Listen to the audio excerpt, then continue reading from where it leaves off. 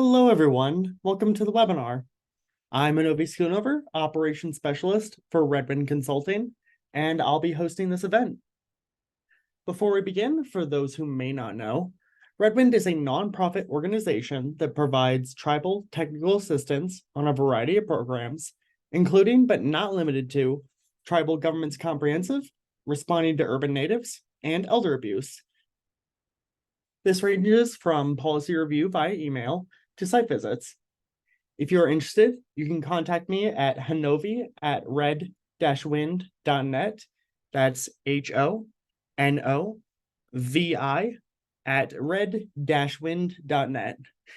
You do want to make sure that you add that little dash because if you don't, you'll end up getting a casino's website, and we don't want that. So you can also visit our website once again at red-wind.net for additional information on services we provide, upcoming events, and resources, such as handouts and guidebooks that you can download.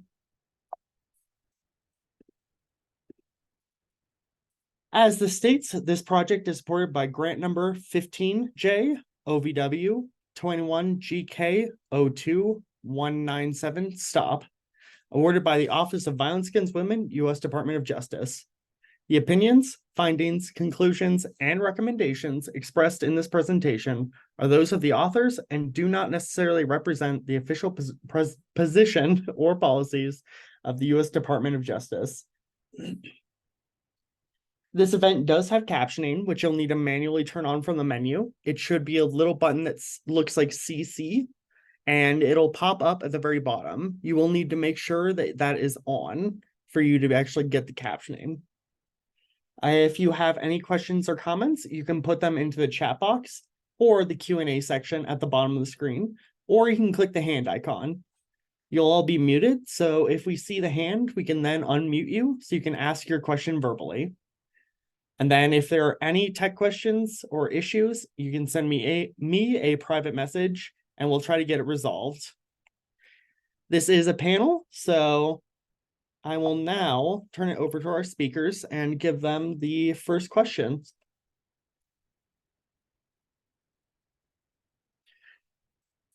Is everyone ready? Do you want us to introduce ourselves? Yes, please.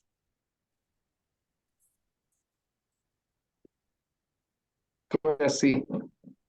Hi, good morning, everyone. My name is Jesse Leon. I identify as he, him, his. I first would like to honor the blood of the indigenous women who flows through my veins. My grandma on my mom's side is Huichol Encora. My grandma on my dad's side is Tepehuan and Raramuri.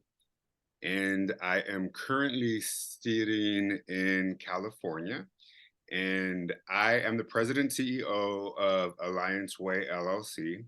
I'm a consultant to philanthropy on issues of economic development, substance abuse, access to mental health, affordable housing, and human trafficking, especially in the Two-Spirit LGBTQ+ community. I received my master's degree from the Harvard Kennedy School of Government, my undergraduate degree from UC Berkeley, and a postgraduate fellowship from the University of Pennsylvania.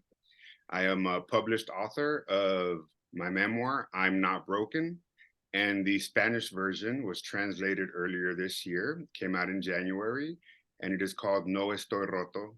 I have the honor to be here with two amazing individuals, and I'm looking forward to today's conversation. I am also a TEDx speaker.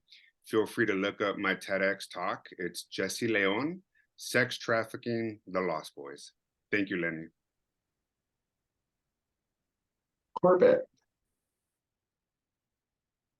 Escano, everybody. My name is Corbett Seneca. I am Seneca Nation from New York, part of the Haudenosaunee.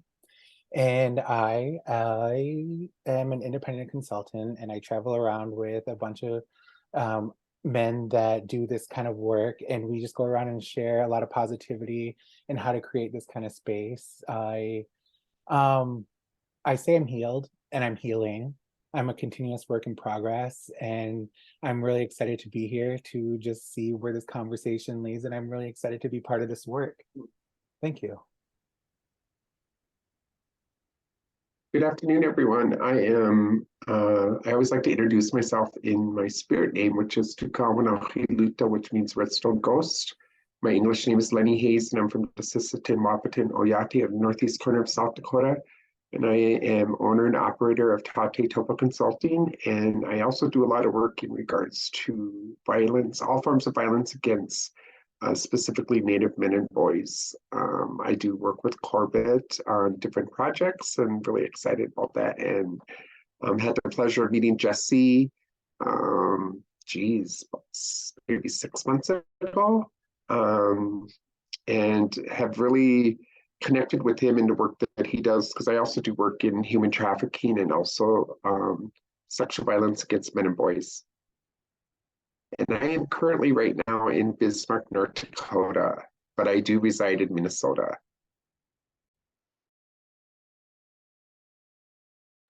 All right, thank you all for introducing yourselves. So we will be getting started. And once again, if anyone has any questions at all, we will have moments where we can pop up the chat or the Q&A and go over those questions. But for now, we are going to get started. So while these questions are tailored towards male victims, we would like to go specifically over Two-Spirit LGBTQAI plus people within our communities. So we will go over the first one now. All right. So why do you think it's difficult for males or Two-Spirit people to seek healing? If I may,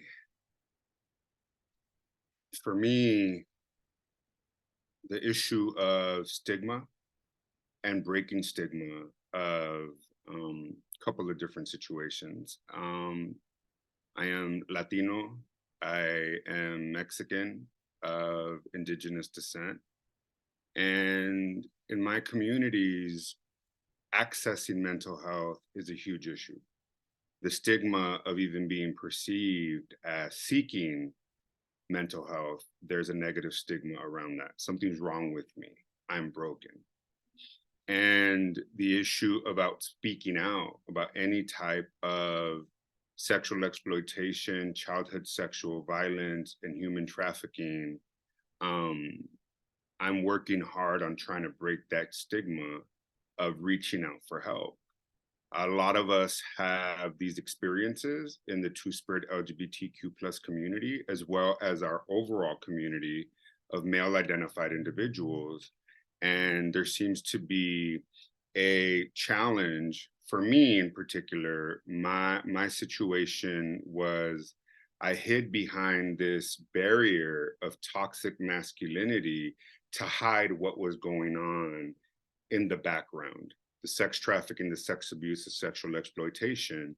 And as an individual, there was a lot of fear to speak up about it, especially with members of my community, due to fear of being judged, fear of being ostracized, and fear of being categorized on a number of different levels of being not just a victim at the time, but as a survivor.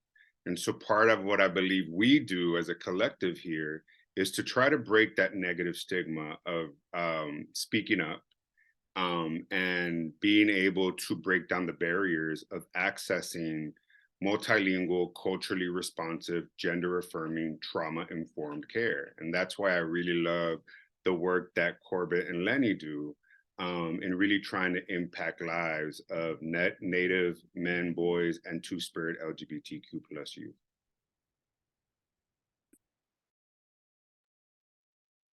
So one of the things I think it's really important for us to understand is that historical context when we talk about Two-Spirit Native LGBTQ plus people. One of the things I believe is really important for us to understand that this population was viewed as sacred, holy before colonization. And so we really need to understand how colonization not only impacted us as Native people, but also has impacted this population. And we know that when the missionaries and Europeans came in, they actually, history tells us that the missionaries and Europeans actually came in and started murdering our Two-Spirit people, basically because we didn't line up with their idea of male and female. From my understanding, my own research, and just talking with a lot of people, a lot of our Two-Spirit people were married before colonization. And so because of colonization, colonization has caused our own people to look down on individuals who identify as Two-Spirit or Native LGBTQ. And a lot of our people who come from reservations were often shunned by their own community and also shunned by their own families. And so a lot of them migrated to the bigger cities seeking better services. But one of the things I always talk about is that a lot of the LGBTQ organizations really did not know how to work with our population because they just didn't understand. One of the things that I always remind people that we're not just a label. Our idea of being Two-Spirit or Native LGBTQ is about the roles that we played in our communities before colonization. It goes much more deeper than just a label. And so because of that, we know specifically, professionally and personally in my own work, I know that a lot of our Two-Spirit Native LGBTQ people have been impacted by domestic violence and sexual assault. And also now we're beginning to have more conversation that where this population is also impacted by human trafficking. And we also are really having a deep discussion also in our community about missing and murdered Two-Spirit Native LGBTQ people. So with my experience, with the difficulty in finding or to go get the mental health, I think is just the failing at self-thought of I'm alone and I'm the only one going through this kind of stuff. And I think that's what one of the biggest impacts is, because as somebody who has had suicidal attempts before and has gone through down that path, there's a lot of times where if I say something's wrong with me, and I think Jesse had stated this, then it means I'm broken, that I'm not here. So you're kind of mirroring that, and I in total agreement with them. But I know the biggest impact for me was a lot of times it was me dealing with that self-thought that this world would probably be better without me, because I felt that I was the only one going through those situations. So that was the biggest hurdle in my experience going through finding help and starting to work on my journey and my healing process and everything. Thank you.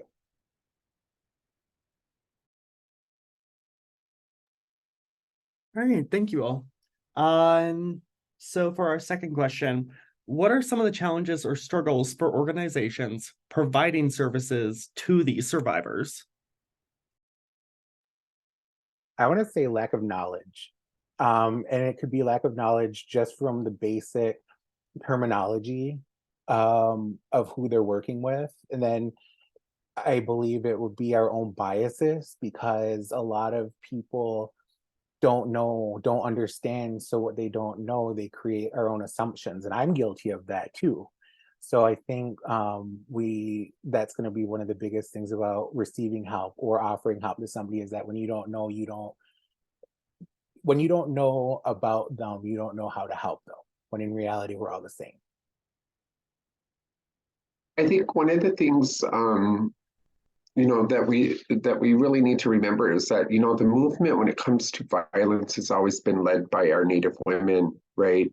And so throughout the years, it's very difficult for males, or even males who identify, to come forward and talk about the violence that we experience because of the fear of how we're going to be treated. I always talk about the first time when when I was out in community and attending all of these sexual assault conferences, and often sometimes I would get up and say, why are you not talking about two-spirit people? Because what you're talking about is exactly the violence that they're experiencing. And I give a lot of credit to the Minnesota Indian Women's Sexual Assault Coalition, who actually finally came to me and said, Lenny, what can you teach us? And that's where the conversation began. But also realizing too that for many, many different reasons, males who identify, why it's so difficult for them to come forward and talk about their experiences or even advocate for individuals who identify is just because of the fact that it took a very long time for males to step up and will come forward. And, I just think about the work that, Corbett and I and 3 other males that are doing out in tribal communities, trying to break down these barriers and have an understanding of the impact of violence on males. And so that one of the things that we really talk about intentionally is bringing healing and that understanding, but also challenging a lot of thoughts are a lot of the things that have come forward because of like that Western perspective, right? So, I mean, there's just so much, there's a lot of struggles and challenges right now, but I think that we're breaking down barriers in a lot of different ways. And one of the things is just that difficulty in understanding that even males are being trafficked. One of the things that I've learned, and also in talking with Jesse and his work, is that 51% of our gay boys are being trafficked at a national level. And why are we not talking about them? When I had asked specifically how much of that data was specific to Native population, a lot of them couldn't answer that because they don't accurately collect data. So that's a huge issue. So again, a lot of our tribal communities, are based on, or just that understanding of having data. They want to see data to make sure that that it's happening. But in reality, the data that's being collected isn't properly done. Thank you, Lenny, for talking about the data collection. That is a really big issue that we're finding. And in particular, there's a couple of different situations that come up. And one is still the stigma about, I use the term victim only when it pertains to a legal scenario or pertaining to the law. And too often, especially BIPOC, Indigenous men and boys are not seen, or we got to break that stigma that we're not perceived as victims because we are men and boys, and being able to say no, like this happens to us too. And more often than it's categorized, then it's captured. And when individuals do speak up and try to seek out resources, there's very few resources that exist for two-spirit LGBTQ plus individuals, let alone heterosexual or cisgender peers. And so one of the things that I found in my data is that youth who identify as two-spirit LGBTQ plus are 7 times more likely to experience acts of sexual violence than their heterosexual and cisgender peers. But when you try to find resources, there's very few that exist out there. Just about a month ago, I received a phone call about two youth who were recovered from a sex trafficking situation, and the organization asked me if they were any safe houses to put these individuals in, because otherwise they were going to fall into the foster care system. And we all know how that can play out.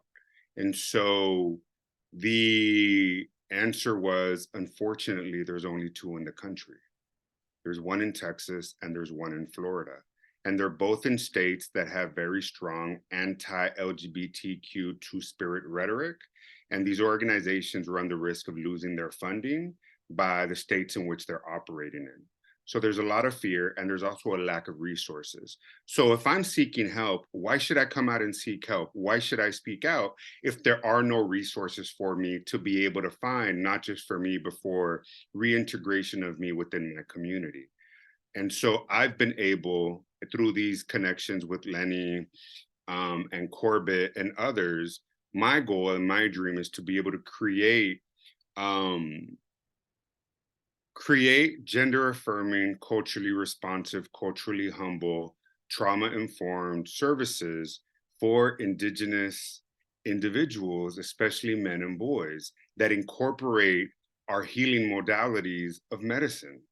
And if you want to talk about that not existing, there's only probably 2 or 3 groups across the country that I am aware of.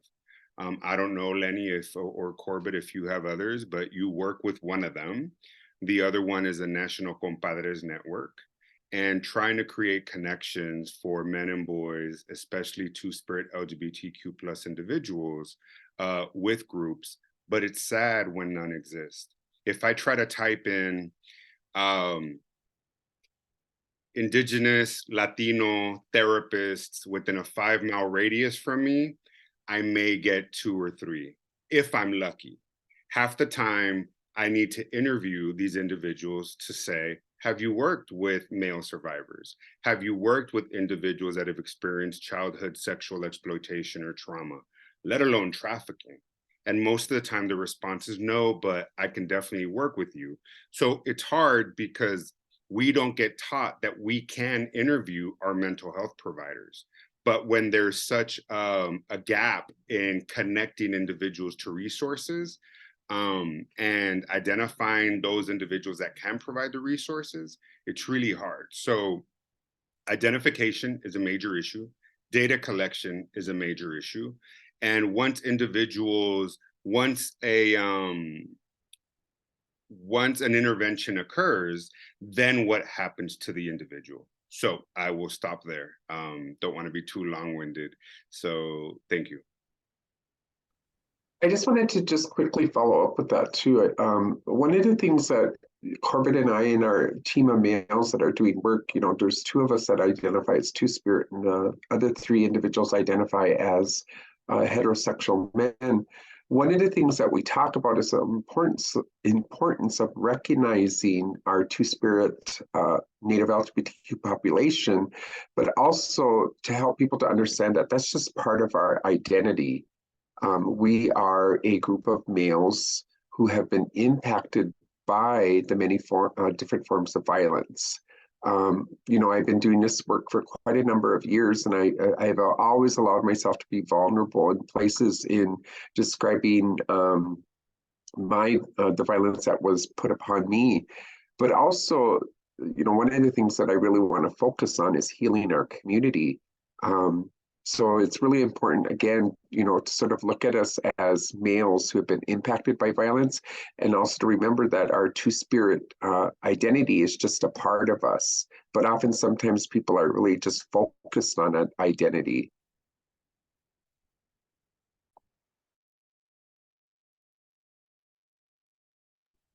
All right, so I'm going to drop the PowerPoint because we've been asked so people can focus more on the presentation. But we will continue with these questions. All right, so next question. What do you think is the most helpful for these survivors coming forward?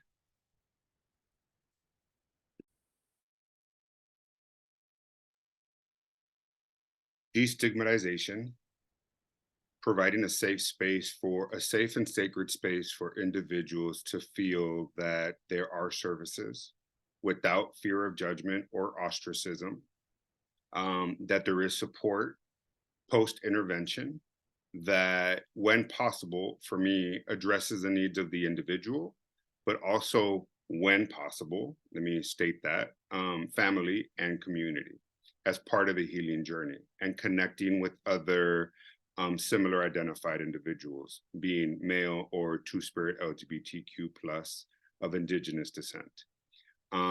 That's really hard to find. And a lot of the organizations most people, at least in the sex trafficking work that I do, most people identify women as part of being survivors of trafficking. Yet up to 50% of victims in the United States are boys. And so we can learn a lot from our sisters in these movements. And so being able to connect those connections with those organizations to be able to provide training and or capacity building or technical assistance around the unique needs and issues of men and boys, I feel is very important. The U.S. Advisory Council on Human Trafficking has categorized men and boys as an underserved population. Yet the gaps in resources are dire. They're there, they exist. And so being able to incorporate philanthropy to be able to provide these wraparound services and public-private partnerships for me is a big need. So once again, the reason I do this work is I want to make sure that no other boys experiences the horrors that I and my family went through and how it impacted me, my community, because I became extremely angry, full of rage, violent, and was a terror in my neighborhood, in my community, and my city.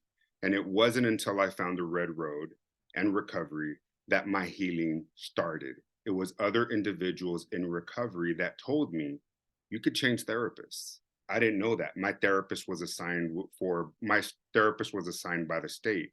And so from my community, the state is the authority and you don't question authority.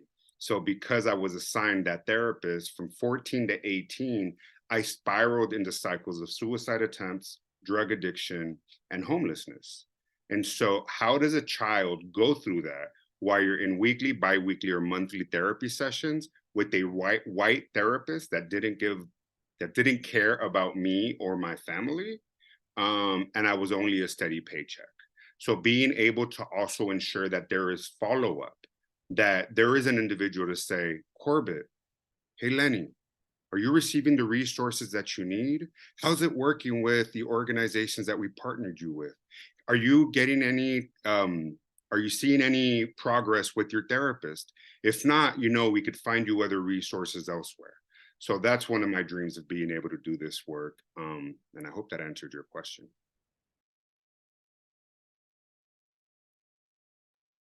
Could I get the question one more time, please? Yeah, absolutely.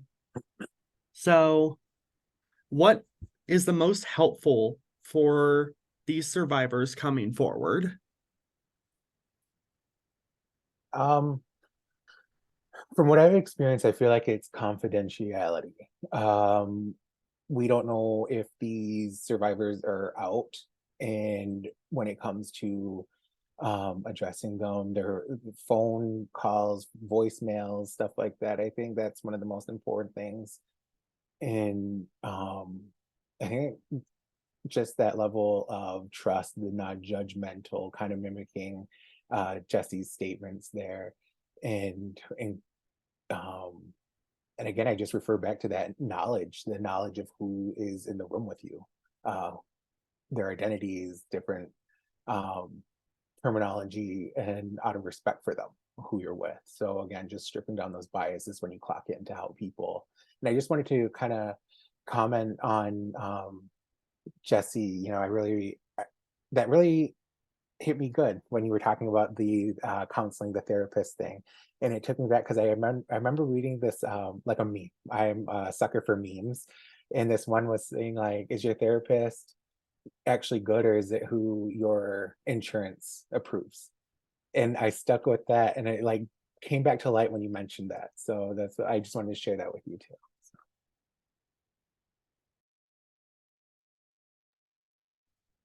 So one of the things I think it's really important for us to really understand is to be educated and the awareness of what happens to this population. One of the things that I want to do is I want to do a shout out to Leanne Guy, who's the executive director of SWIC. They were and their board. They were once called the Southwest Indigenous Women's Coalition, and they actually changed their name to simply SWIC because they knew that the population of the Two-Spirit Native LGBTQ community is a underserved and often forgotten population. So they were one of the first, I believe, tribal coalitions that actually changed their name, but also too, experienced a lot of backlash, which, of course happens because, this movement started with our Native women. And again, I want to show all respect to a lot of these Native women because they were actually my mentors and teachers.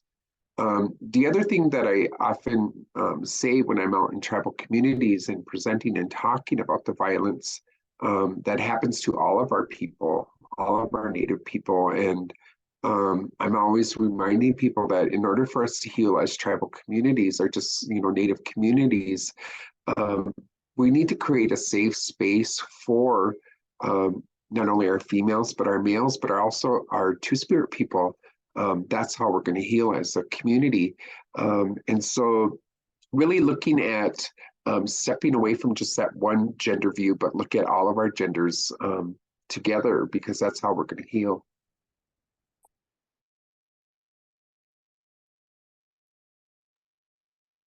But I also want to I want to add something to that real quick, because and thank you both, Corbett and Lenny. Let me preface this with, we know in these 4 boxes and everyone present, I hope, that it's okay for me to identify as Two-Spirit LGBTQ+IA individual.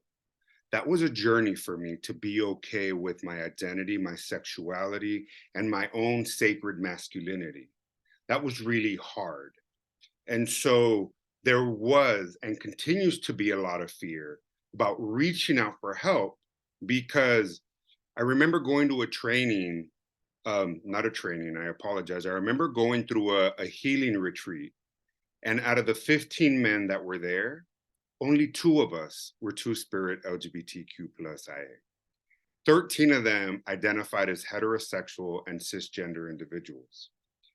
It takes a lot of courage, because just because you were sexually abused, sexually exploited, sex trafficked, doesn't make you gay. And I think a lot of people are afraid to speak out because of the stigma and the work that we still need to do in our communities.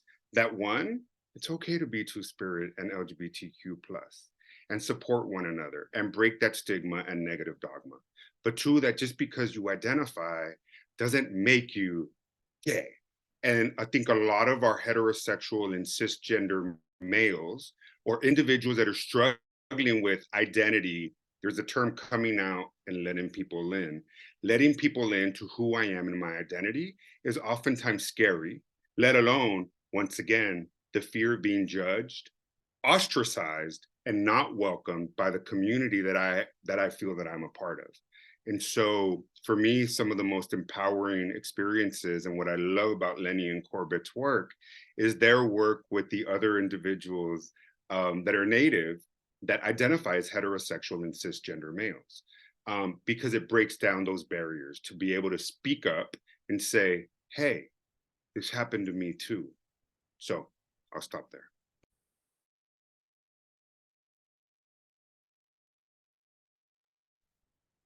Alrighty. Thank you all again for your answers. And then our final question. What do these survivors need to hear in the community? What do they need to hear?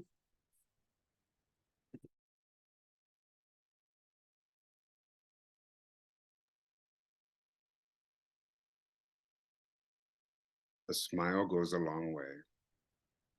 What I needed to hear was, and I remember when my memoir, I'm Not Broken, came out. My nickname was Nerd. Still is. My brother calls me Nerd. My best friend calls me Nerd. My mom, when she's mad at me, calls me Nerd. And it's become a term of endearment. I wanted the title of my book to be Nerd. Never ending resilience, determination. Reclaiming my nerdiness, right? And the publisher, Penguin Random House, said no. We need a different title that captures the essence of the book. And I think for me, it was important. And I got criticized. Oh, you should never use not in a title. It should always be positive and affirming. Well, it's a journey for me to go from I'm not broken to I am worthy to I am abundance to I am love to I am hope. That was a journey. So one of the things I do a lot with other survivors, because I wish it was said to me, was, you're not broken, Jesse. I believe in you. You're not alone. I care for you and I'm here to help. I don't want anything from you. I am not going to attempt to take advantage of you, because there was a lot of fear of that with me in terms of reaching out for help and who was reaching back. And so accepting help was really hard for me.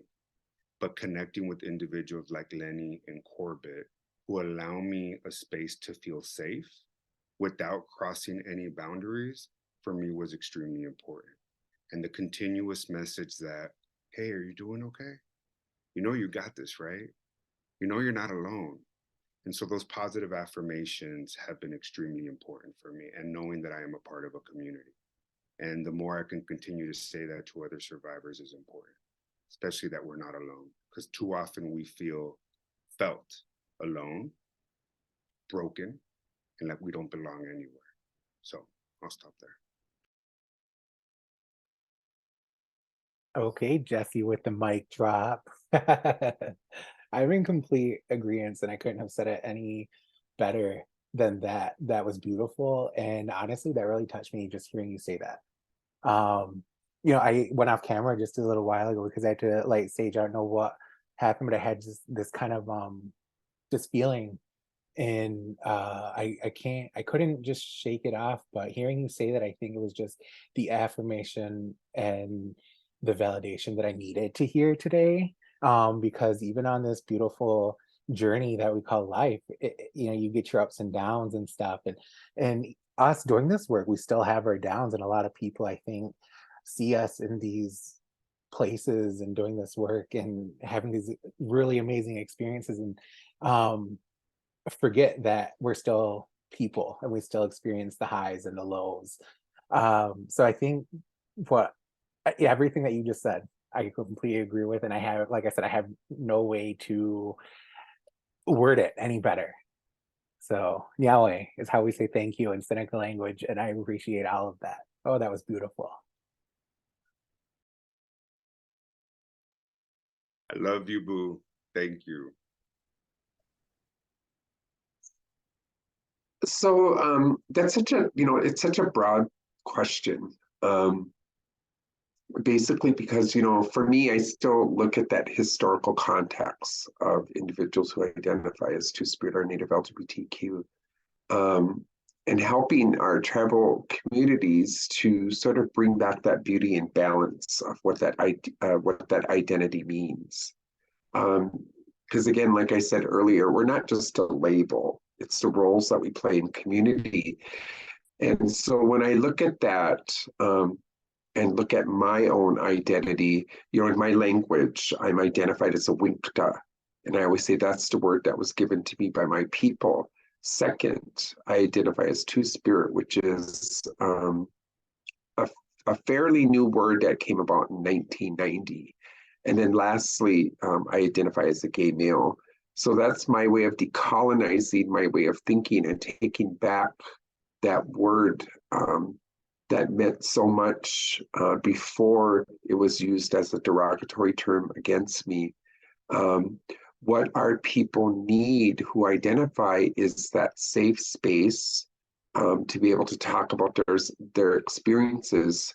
What we need is also people to set aside their personal biases in how we view these individuals in our communities, because we have not yet really created a safe space for our individuals who identify in many, many different organizations, But I do have to do a shout out to all of the Two-Spirit Native LGBTQ people that I know across Turtle Island who have done amazing things. You know, what we're seeing in our community also is a lot of these Two-Spirit powwows that are going up across Indian country.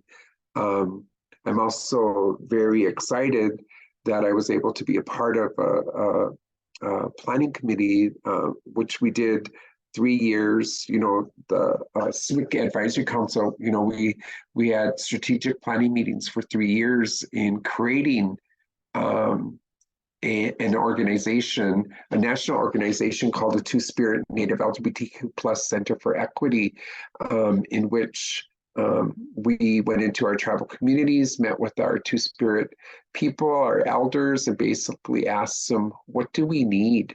What would you like seen done? And so the board is actually taking over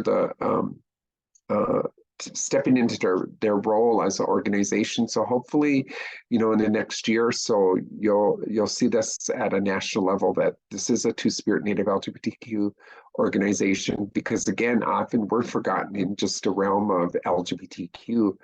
And so often, many times, we're thrown into this bowl of LGBTQ individuals. And so we're going to have our own organization that will recognize us. One of the things too is really important is for our communities to heal in order to create that safe space for Two-Spirit Native LGBTQ, because a lot of our people, again, like I said earlier, have been shunned, who've been ostracized and turned away from their own families and community, that a lot of them don't seek services or help because they're carrying so much trauma. That trauma could be related to a lot of our childhood issues, the things that we experience, but also, you know, just all the violence that's put upon us, which often, you know, sometimes can be really difficult to heal from.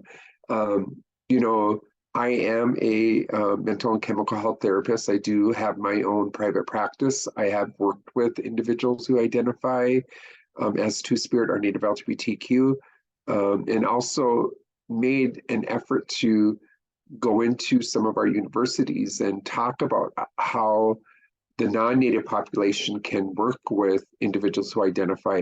They'll never fully understand us, but just giving them that education and awareness is really, really important.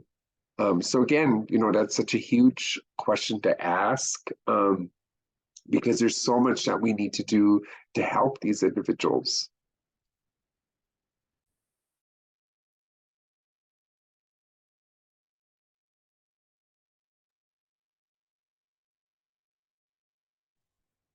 All right, well, that was our last official question, but we do have some people sending in questions from the Q&A. So what does collective healing look like?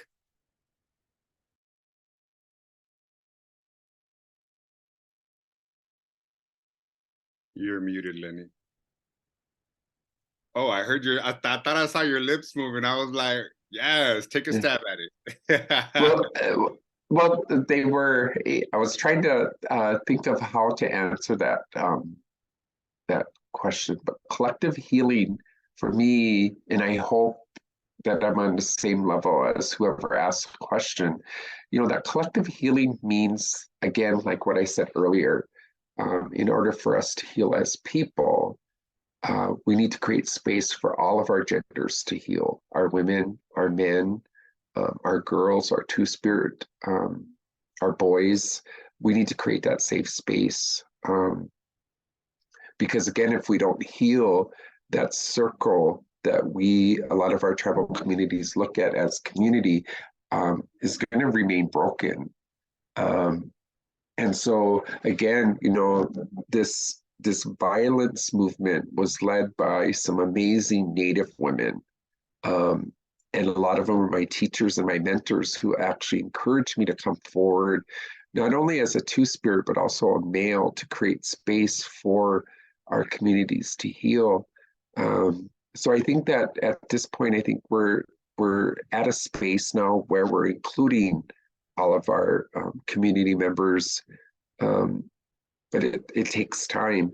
You know, and I always think about what this elder said to me back when I was in my internship, and I was working for a an urban Native organization, and she said, you know, it may take, you know, us as individuals are carrying 500 years of pain because of what colonization did to us. It may take us 500 years to heal, but we're doing it right now. And I think about the two-spirit work that I've been doing for over 12, 13 years. There was a time and space where we weren't even talked about. And so, you know, I have to acknowledge a lot of our two-spirit scholars who have been out there, you know, Dr. Karina Walters. I mean, I could just name a few off my head, but you know, Dr. Karina Walters was the first individual, and her group of individuals that actually did research and data on violence against Two-Spirit Native LGBTQ people, which is called the Honors Project. Again, you know, that's the data that we still use today.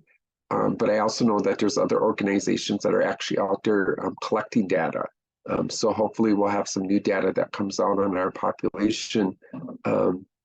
So again, you know, going back to what I said earlier, we really have to challenge our personal biases and how we look at this population, and really understand how Christianity has really changed our view on this population.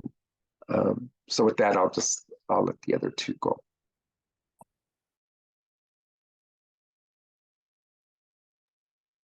I'm going to be vulnerable here. And can somebody explain to me what collective healing actually means? Because I'm stuck on that word. Thank you, Corbett, for that vulnerability. And I obviously don't know the technical term, the definition, other than what it means for me when I read it. And for me, let me give two scenarios. First, yes, Lenny, thank you to all the Native women for their hard work and for loving me and caring for me and wrapping their arms around me in protection. Like, I remember, oh my gosh, over my last 30 years in recovery, the Native women that have wrapped their arms around me, in essence, to protect me from the homophobia and the negativity that was being thrown my way when I was dealing with my issues of identity, confusion. Am I straight? I know I'm not straight. Am I gay? Oh my God, am I bi? Where do I fall within? We didn't have non-gender binary. We didn't have all these different terms when I was 18 or 19. But thank God for the women that loved me for me and said, it's okay. We will protect you and we will be there with you as you figure this out, Jesse. There's nothing wrong with you. So I remember about 2 months ago, I was going to go on a fishing trip with a group of Native men. And it's really interesting because I've known at least, there was two that I didn't know before. There were one that I've known for maybe 15 years and another that I've known for 30. He saw me come into the rooms of recovery and the Red Road. And he has sweated with me. He's done an EP over the years. He's a sun dancer. But the guy coordinating the meeting did not know that this individual has known me for over 30 years. And he called the group together and said, hey, just want to let you know that there's this guy, Jesse, who wants to come on the fishing trip with us. And I just wanted to run it by you guys to see if you're okay with it, because you know he is gay. And so the individual that, you know, has known me for 30 years was like, yeah, so what? I've known Jesse for over 30 years. I would drive him around to meetings. We've done Inipi together. We've done ceremony together. I love him like a brother. What does him being gay have to do with it? Are you afraid he's going to hit on you? Because let me tell you, I know Jesse and I know Jesse's type, and you're not it. So it was really nice to have that ally who is heterosexual, cisgender, Native identified, you know, having my back to try to break that own drama and stigma that exists behind it. To me, The second analogy was going to the National Compadres Network, which has been around for over 30 years. They do temescal ceremony. They do talking circle, but we call it differently in the group. And being there with, it was for men, and being there amongst a group of maybe 35 other men as part of our healing journey, and each of us being there in unity as part of our own work that we can take back into our communities. Because sadly, I believe that us as two-spirit LGBTQ plus individuals continuously are ostracized and misunderstood. And I think somebody put the definition, Lenny. So, I mean, Corbett. I was just going in and reading that. So that's what I actually had thought when I first read it, was it was like group setting all. And I think what collective healing looks like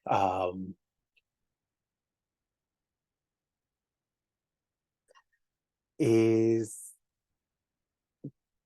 basically every, where we don't have to look for specific groups, I guess.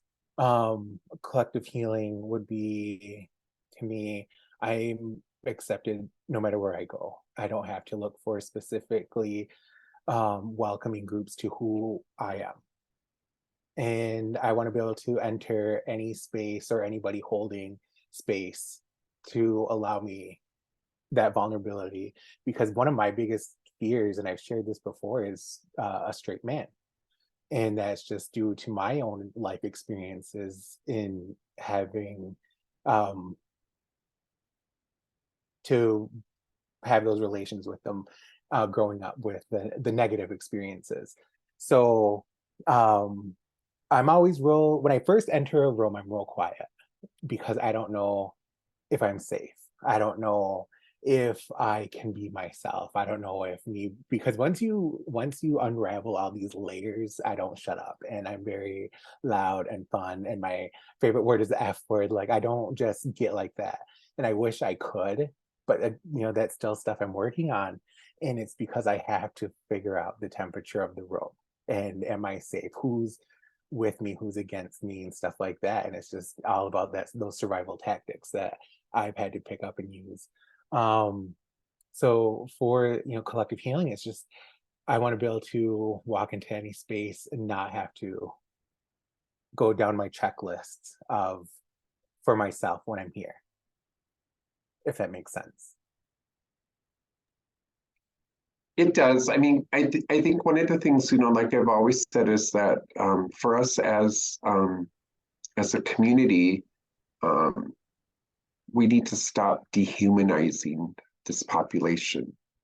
Meaning that what we know of is that before colonization, we were looked upon as spiritual beings because of the roles that we played in community. Today, our population is looked at as sexual beings. One of the things that I've also said in many spaces across Indian country is that why is it that we as Two-Spirit Native LGBTQ people have to defend our identity when individuals who are straight don't have to defend their identity? So again, it's important for us to stop dehumanizing this population.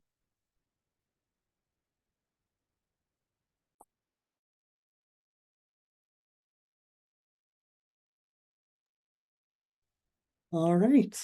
And then our next question is, how do we build safe spaces, providing community education in a respectful, supportive way? How do we challenge non-safe spaces? Visuals. I am an avid traveler, and I was brought up to not wait around because I'm going to miss out. And that's why I love my mom so much. Shout out to her. But one thing I do when I'm in a new area is I look for some kind of visual representation to let me know that I'm safe there, whether it be the pride flag, whether it be, I'm drawing a blank, but it's the new symbol that people are putting on their businesses and their homes and stuff was, it says safe space with some kind of symbolage on it, and I'm having a brain fart on it. But stuff like that, whether it's, you know, and I talk about even going into like our clinic. I just had this conversation the other day, was how come there's no visuals of me? There's no same-sex couples, there's no transgender visualizations to let me know that I'm welcome there. That so, you know, that visually, how do you build a safe space? Is how do you let people know that you're welcome here? So I say those, and then providing community education in a respectful, supportive way, I would say, to make sure that you, if you can, find somebody who identifies to give that presentation, because it would be hard, or it might not be welcomed if I come into a women's group and I'm trying to give education on women's, and that's coming from a male, or if nobody knows that I identify as two-spirit, they're just seeing my name and it's a male's name, or they might see my picture, and so they might have a little bit of negative connotation to sitting inside of a workshop and listening to me trying to explain. So that, you know, kind of put that into reference of providing community education. Or, and then if you can't find somebody who's willing to, who, you know, willing to speak, is to work with film to give that knowledge, and maybe give a shout out to who you worked with, to kind of say, like, we've had input from, and I take back the term for myself of queer community, because I get such a tongue twister when I try to say to us LGBTQ. See, it happens. So I, and again, when somebody uses words that were used against us before, it's always respectful just to ask. Because I identify, and I just say I identify in the queer spectrum, because I have a hard time saying all the acronyms.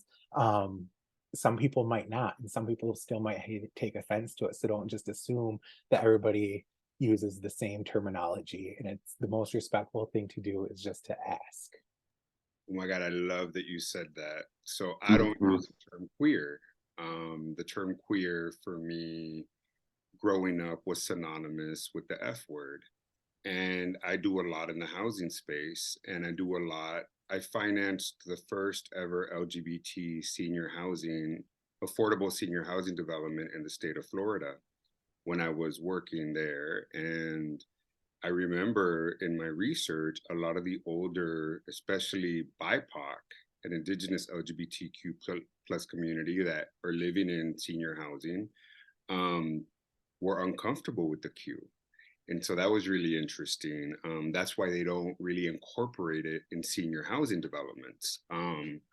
But I'm more comfortable with it now. And if someone says, "Hey, are you queer?" I'm like, "Yeah." You know, I got okay with it. But that took a lot of healing work and a lot of my own trauma work, because it was definitely very synonymous with, it was normally effing queer. Get out of here, you effing queer. And then followed up with the F word, right? And so how do we build safe spaces, provide community education in a respectful, supportive way? And how do we challenge non-safe spaces? So I'm an author, and I was a director of housing in Florida. And there's 2 states that have really bad anti-LGBTQ rhetoric. Well, there's a bunch of them. Sometimes people say stay in your own lane. Well, there's many of us, Lenny, Corbett, me, and others, that oftentimes we have to create our lanes. There are no lanes for us to walk down on. And we don't really we operate in this space between always and never. Like, there's this whole gray area where we're constantly having to maneuver. And I've had to come to terms with the fact that I've had to leave situations, jobs, where I knew that no matter how much work I was going to take on, I just didn't have the bandwidth to continue to challenge a non-safe space. And it was like my own personal health was more important. And being able to say that was, hey, you know what? I got to bounce. I'm leaving this to y'all. I gotta go. I had a stroke. You know, I just couldn't. And so knowing what my limitations were also, and picking and choosing my battles. and was really, really important for me. But in terms of safe space and community education in a respectful, supportive way, we need to create multilingual, gender affirming, culturally humble, responsive, public awareness campaign that features men, boys, two-spirit individuals to break stigmas and taboos and start being able to have the dialogue and conversations that break down stereotypes. Yeah, because I think we're a beautiful, beautiful community. In terms of the space around sexual violence and sexual healing, we need to have follow through, and we need to provide great wraparound resources, and we don't have them. And so one of the most respectful, supportive ways for me is when someone sees me for Jesse. You know, I'm Jesse. I happen to be two-spirit. I happen to be gay. I happen to be a dancer, Aztec dancer, nothing against it.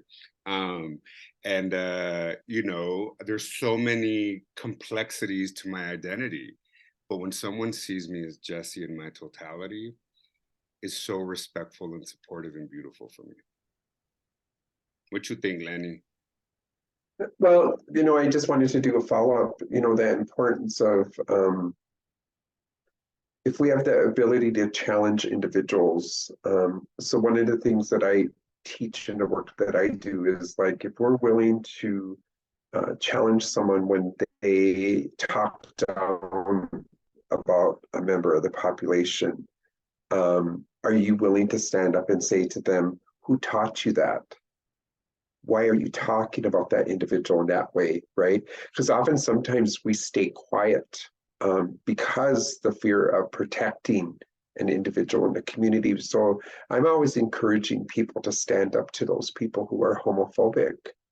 The other piece too, I mean, I agree with what Jesse's saying about the term queer. I grew up in a place on the reservation where that term was a derogatory term that was used against me.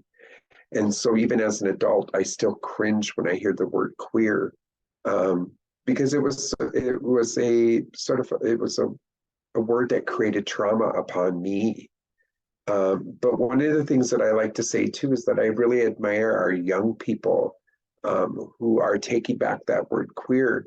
But also, I think that our young people who identify today are so much different than my generation, because it was that fear of, I mean, I've always been out, no matter what. I mean, people always ask me when I knew I was out, and I was like, I don't know, but I think I came out with a rainbow dress on. I don't know, because I don't know my coming out story.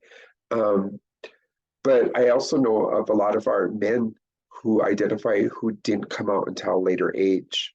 And it's really, really sad. I had one specific friend who went to the altar 3 times and then ran from the altar when it came down to him marrying a woman when he finally came out. And he came out in a later age. I've had a lot of conversations with men who didn't come out until their 40s, and that struggle and challenge that they had of not being able to be themselves. A lot of them have children. They were married. Don't regret having children. They love their children, but just not having that ability to be themselves, having to fit in, to be accepted by family members. You know, because we know that a lot of our parents from generations back who are really connected to the church, Christianity, who have experienced so much of being ostracized by who they are. So I worry about a lot of those individuals. I worry about our young people who are not getting proper services. I worry about our transgender population, because we know that there's several states that are trying to take away the rights of these individuals.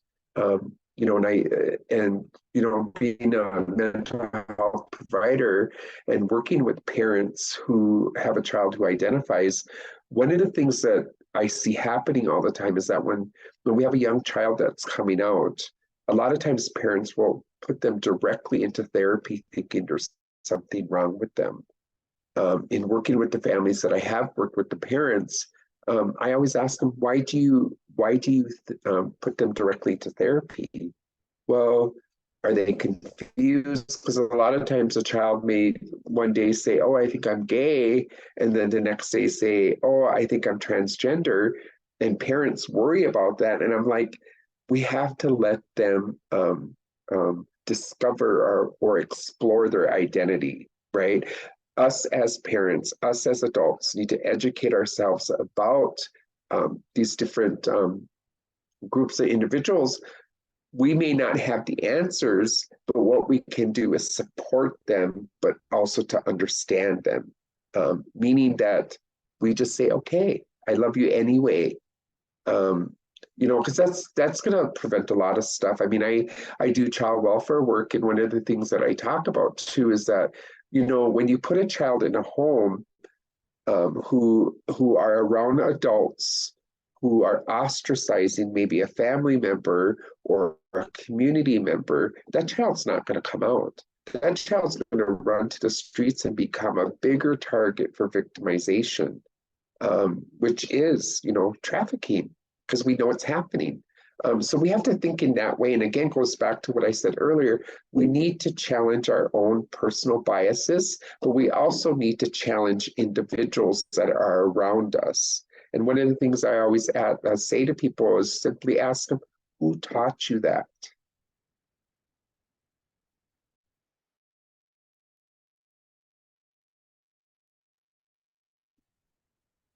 All right. And our next question. How do you suggest to best assist a two-spirit LGBTQIA youth? I love what Lenny said, and Corbett, you too, boo. Like, being able to sit in a space where I can own the word queer was such progress for me. Even though it still like brought up issues of trauma, seeing the young people today that are so different from when I was growing up. I grew up in the hood. I had to put on this aura of toxic masculinity and figure out later in life what it means to be a man, a gay man, a two-spirit man. And so, yeah, kudos to the younger generation that seem to be, it's a different kind of fearless, but just being in their truth. But it doesn't happen everywhere, right? I live in San Diego. I'm in Seattle right now. And so like, how do you suggest to best assist LGBTQ youth? I go back to my family and letting people know that I love you just for who you are, providing job opportunities and economic opportunities, so that individuals feel supported to show up exactly how they are. I want to paint my nails. I told Lenny this, and I still get nervous about painting my nails and showing up at work. So when I see a younger individual coming with like non-gender binary identity, I'm like, yes, do it for me. Cause I'm afraid because I manage, I work in finance, I work in philanthropy. And even though it's open-minded, I know that I come from a generation where it's still hard for me to break through that stereotype. Funding. We need to encourage our philanthropic institutions and to create public-private funding sources for organizations that Lenny, Corbett are now creating, that nonprofit space that is able to support our younger generation is extremely important. Too often we are fighting for the same resources. We're fighting for the piece of the pie instead of expanding the pie. And in terms of female two-spirit LGBTQ plus individuals, not a female.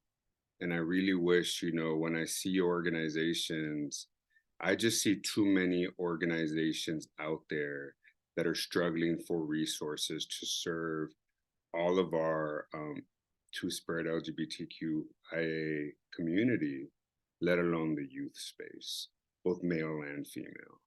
I don't even know if I answered that question.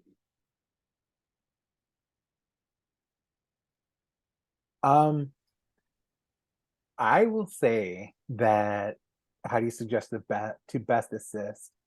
And I want to, kind of emphasize what Jesse had just said too, because I get emotional when I see people, this younger generation, they're so loud and they're proud and they know who they are. And in a way, I guess the only wording how I can say it is like, I used to get jealous of them because I didn't have that opportunity to be myself at such a young age. And I get so damn emotional. Sorry, I get so just emotional, but it's like in a positive way because they don't have to face some of the silencing, what that felt like when same thing. I want to paint my nails. I want to wear the big beaded earrings. I want to do all that stuff, but I get so nervous and I get scared and and I have two piercings now and I want to get a third, but at the same time I'm like, well, what are and it's just trying to get out of my own mindset on that. But I do want to emphasize that when you're working with anybody, is that to remember that they're the expert. They know what they need. They are the ones that can lead the conversation. And when you're providing these resources and assisting them, that's exactly what you're doing. You're assisting them to get them to where they're wanting to be, or where they feel that their life is going. And we're just there to support and supply those resources and help knock down those barriers and open doors for them. So it's okay to be passenger princess and go along with the ride and just be that supportive role in their life. I hope so that's a good one. I like that.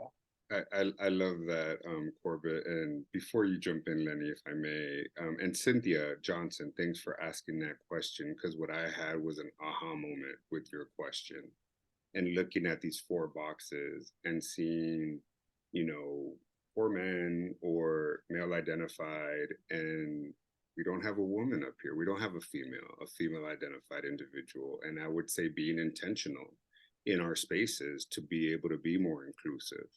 I have a lot of two-spirit female identified individuals in my life that I could have asked, hey, do you want to come on this panel? And so you just challenged me. So thank you for doing that, Cynthia. It lets me know that I need to be more intentional as well in the work and in this space. For me, I am in the sex trafficking space and in the childhood sexual exploitation and sex abuse of men and boys, male identified. And so, so thank you for challenging that, at least for me. Can't speak for the rest of the group, but at least for me. I just want to follow up also what Corbett said. I totally agree with everything that Corbett said. One of the things when I get that question when I'm out doing the work, one of the things that I always say to people is that it's important just to simply ask these young people, what do you need? How can we help you? And let them lead the work. Because often sometimes we as adults always assume we know what these young people need. And so we go ahead and do it and it doesn't even work for them, right? So it's important to ask these young people what they need. One of the things that I always talk about too, that it's important when we're in this space that we often get into the habit of saying two-spirit and native LGBTQ+. Because when we are specific, then we're specifically talking about Native people. When we simply say LGBTQ+, then we're looking at it as a whole community. And again, going back to what I said earlier, the two-spirit Native LGBTQ+ community is often a forgotten and underserved population. So I'm always encouraging people to be specific in who you're talking about. I know that seems really complicated, but it's not. Just because, again, just that importance of understanding that this population is often forgotten and underserved. Because if you look at it in a national perspective and even as society, Native people are First Nations people. Two-spirit people are a part of that. And so why are we not in the national label? Why isn't it Two-Spirit LGBTQ, right? But all we hear at a national level is LGBTQ plus. So that's something to really think about. And I'm always just encouraging people to think in a totally different perspective. And I'm typing in here the Estrella Lesbian Fund for Justice in the chat. They're an amazing foundation that has a plethora of resources for women, lesbian women, women that identify. So I'll put it up in the chat as well.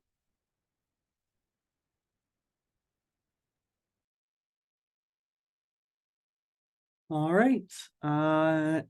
Then our next question, what are some of the policies that you've seen doing the work that are helpful? And are there some that are only harmful?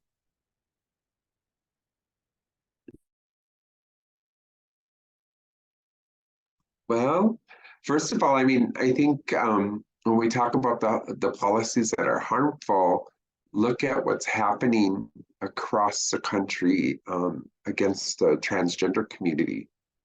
Look at Florida specifically, you know, and what they're doing to take away the rights of trans people. When we talk about policies, you know, I always like to quote my friend Maddie Jim, who said, policies can be changed. And often, sometimes when we talk about the creation of policies, sometimes we think of it that as being permanent, but that's not true. When we talk about specific policies to Native Two-Spirit Native LGBTQ individuals, a lot of our tribal communities don't have policies. When we talk about violence against this population, what I could tell you is that there's only a handful of tribal communities that actually have laws to protect individuals who identify. You know, when we look at same-sex marriage, when that was passed in 2015, a lot of people thought that it was straight across the board, and it's not. What I know of is that there's only 30 plus tribal communities that allow same-sex marriage. And we have over 570 some tribes nationally. And it's, you know, it's hard to even think that only 30 plus tribes allow same-sex marriage when we know that before colonization, our tribal, you know, our individuals were getting married before colonization.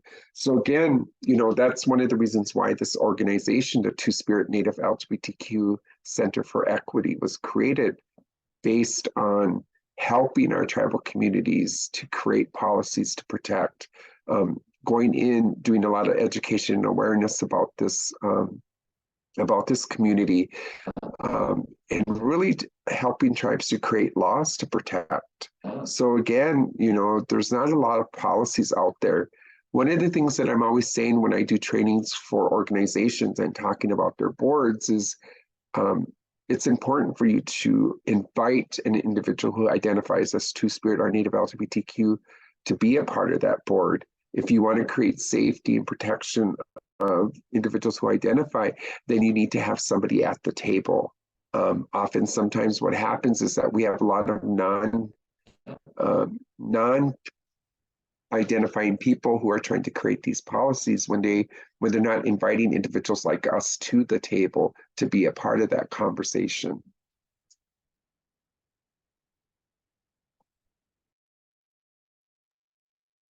And don't tokenize us.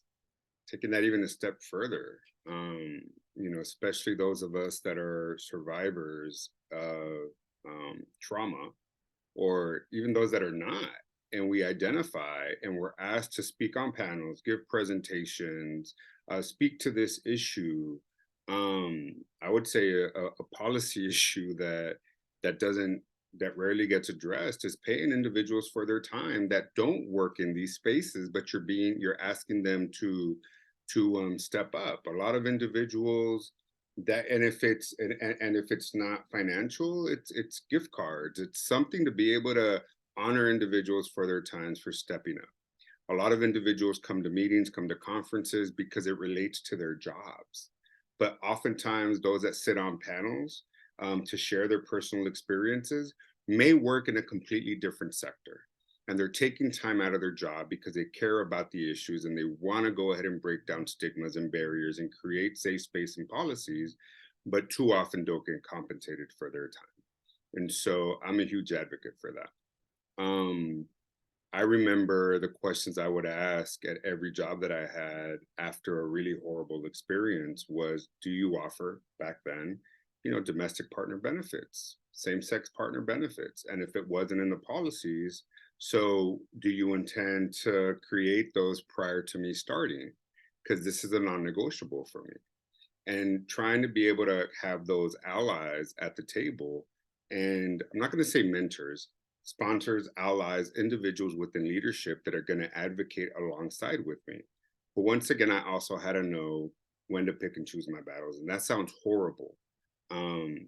But when you've had a stroke, when you're trying really hard to fight and you feel that you're the only one in an institution to try to shift policies, sometimes it's hard to feel like the Lone Ranger, and having to trying to build those allies across agencies, departments, organizations, individuals, employee resource groups, isn't always easy. And so, but I also know that the seed I am planting today, I may not see the change within my tenure there, but knowing that I planted that seed may come to fruition a year from now, 2 years from now, 3 years from now. But that my fighting for policy changes isn't in vain.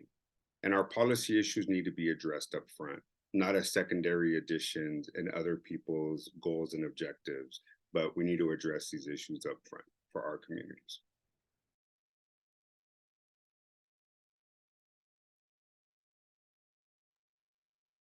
I've been sitting here trying to think of this question, and it's hard for me to think of, hold on, I gotta go find that question again. Just to think of like there it is. Different policies that I've seen work and that are helpful it's hard, especially because we're just now taking it off of the taboo table and putting it on the main table when we're talking about the two-spirit LGBTQ plus community in our communities. So when we're creating these policies and stuff, just mimicking what everybody else, Lenny had said was, don't leave us out. We're your experts. I don't want somebody who doesn't know how this community is, or is who doesn't identify in this community to represent me at the table. I want to have somebody there to give that lived experience, that knowledge, the respectfulness, the not just what people are assuming. And then the second part of that are there some that are just harmful? I think right now, just a kind of a broad answer would be, I don't think any of them are not harmful, just because when I think of my own policies and stuff that I've seen throughout all my experiences, I think the only thing I've really seen is the equal opportunity hire, equal opportunity renter, that kind of stuff. And that, they put that one word in there, and I feel like they just assume that that's gonna band-aid everything, when in reality I think everybody's policies really need to just be fully written to make sure we have that inclusion of everybody. Yeah, and especially around community organizing. And I go back to philanthropy and, being able to fund advocacy for organizations to ensure that organizing and advocacy is funded to be able to fight against policies in some of our states that are happening across this country that are demonizing our community. And but organizations are struggling to be able to even pay organizers and fight these policies.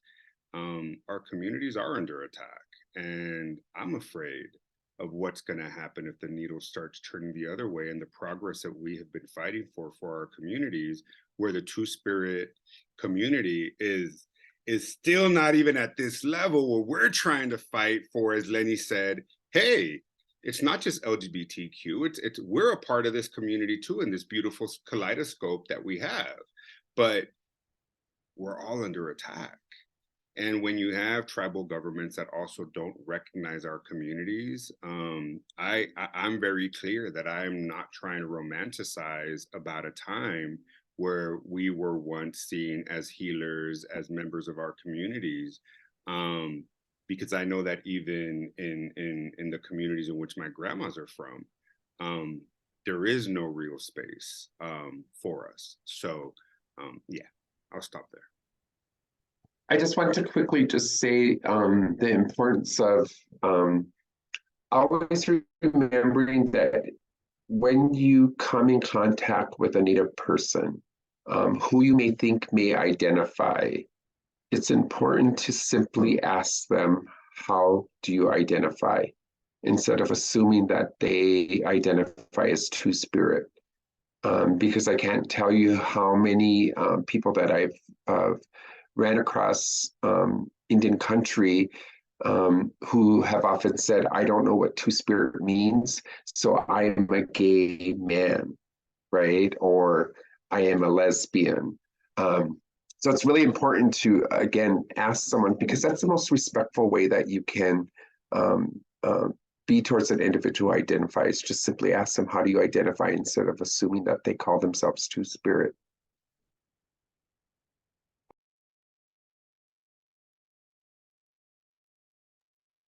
All right, so unfortunately, we do have to start wrapping up.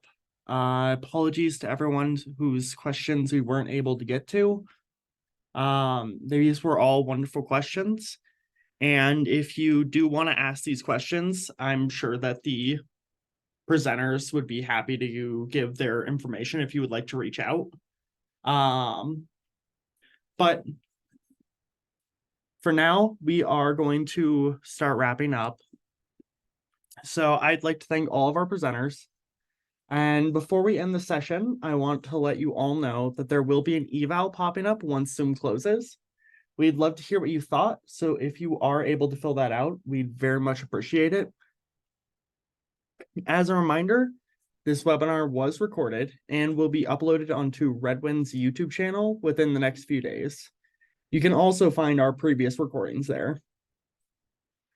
So in closing, I'd like to thank our presenters, and I'd like to thank all of you for joining us. I hope you all have a wonderful rest of your day. I hope you all stay safe, and I hope to see you all at the next webinar.